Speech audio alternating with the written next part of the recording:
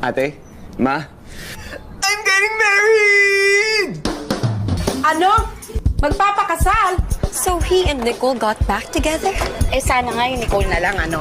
Ang kaso, hindi. Yung bago, yung princess. Oh my gosh! Yung nakilala niya sa barko? Chirurut yun eh! Ha? Sino ba yung princess na yan? Hindi ka ba nagbabasa ng email at FB updates ko sa'yo? Ay, wala na kasi akong time magbasa ng mga ganyan dito. Sobrang kasing busy sa mga training, seminars. Alam mo na. Sino nga uli yan? Yung nagpipiling Broadway singer na wala namang boses. Lang na nga sa talent. Wala pa sa pes. At kulang sa salita.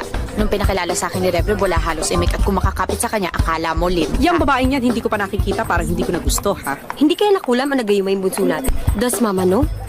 How did she react? Of course, she's not happy. Kailan lang nakilala ni CJ yung girl. Eh, kailan nga ba?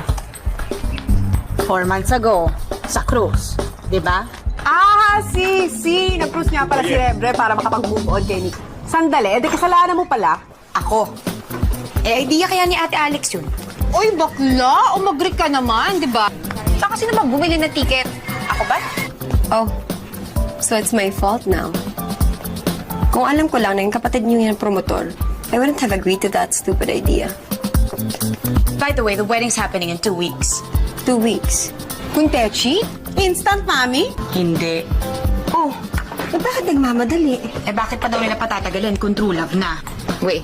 True love my ass. Keso, kehoro, kachipat.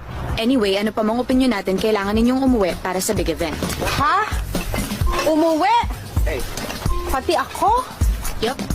Hiling ni Rebre ba't utos ni Mama. Dapat kompleto tayo. Tayong lahat! Uuwi si Teddy? Sandali. Hindi ako sigurado dyan, ha? I-check ko muna yung schedule ko. Busy ako this month. Si Bobby?